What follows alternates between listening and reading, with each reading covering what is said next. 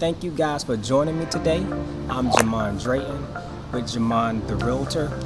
You can like, share, and subscribe if you like to, guys. You can find me on JamonTheRealtor.com. So I am a realtor in Alabama. I'm located here in Montgomery to make things a little bit easier for you guys to find me. I have been doing real estate for every bit of almost 3 years now.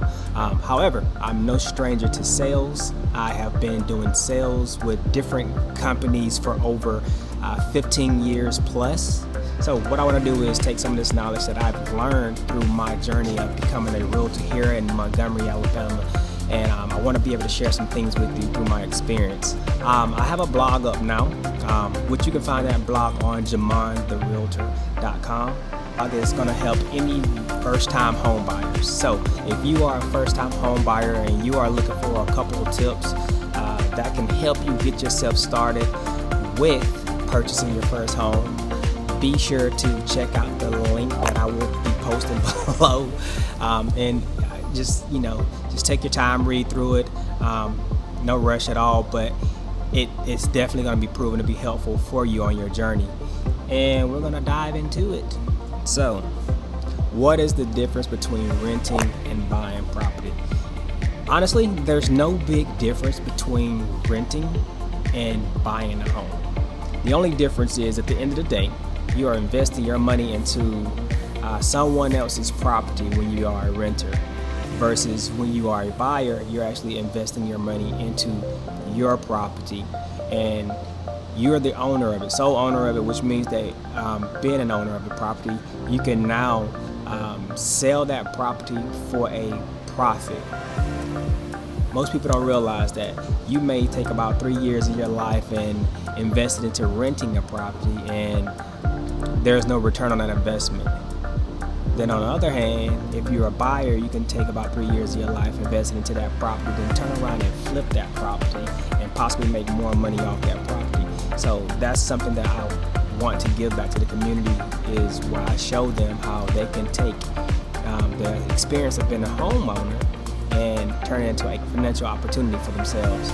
So one of the most important things you want to know about would be debt. When you're looking to purchase a home, one of the things you want to do is make sure that you are clearing up your debt before you start that process. You want to make sure, for one, you have the available credit score that will help you get approved.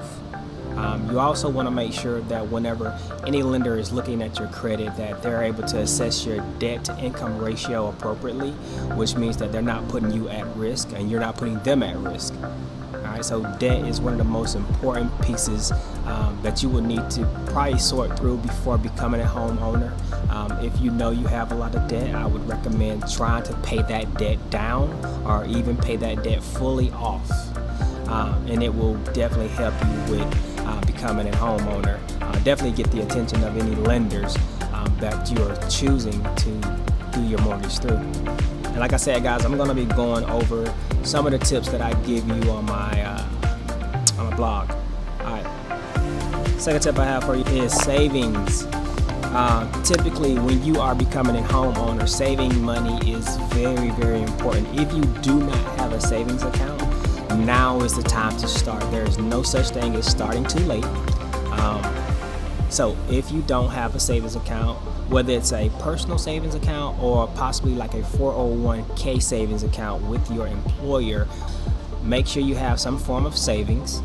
Typically, when it comes to purchasing a home, you may want to save at least 3 to 5% of the value of that home to help with that down payment and closing costs. It's going to help you be able to close on that house quick, easy, and stress-free.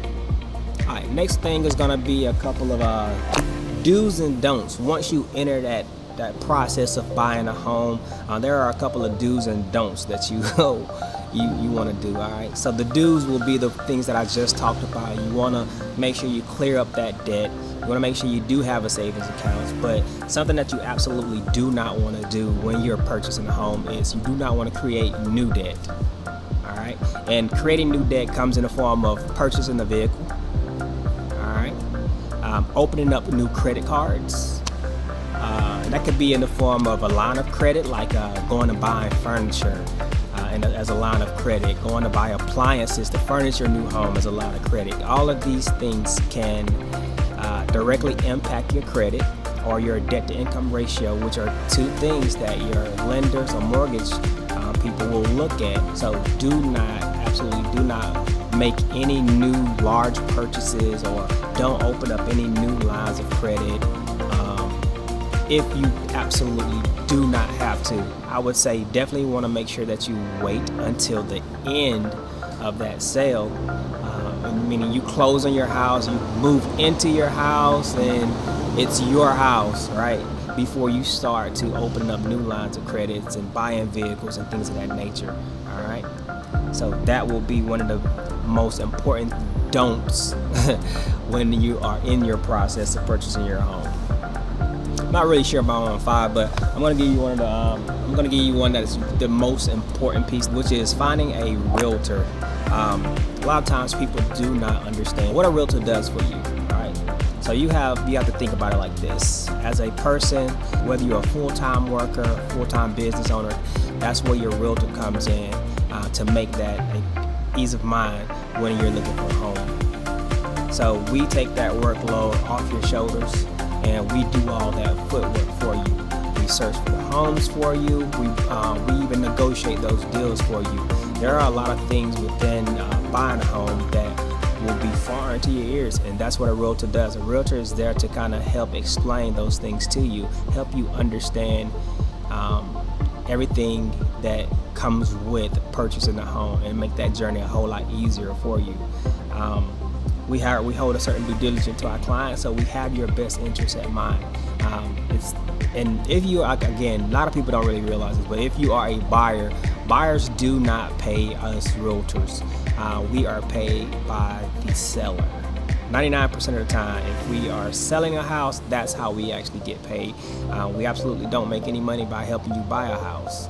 But if you are successful in finding a dream home, meaning we can get you the keys that you deserve, that seller will pay us for doing so.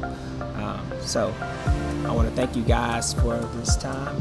That is pretty much all I want to share with you today. And if there are any questions, feel free to hit the link below. I'm gonna put it right here. Hit the link below, and let me know what you think. Peace out.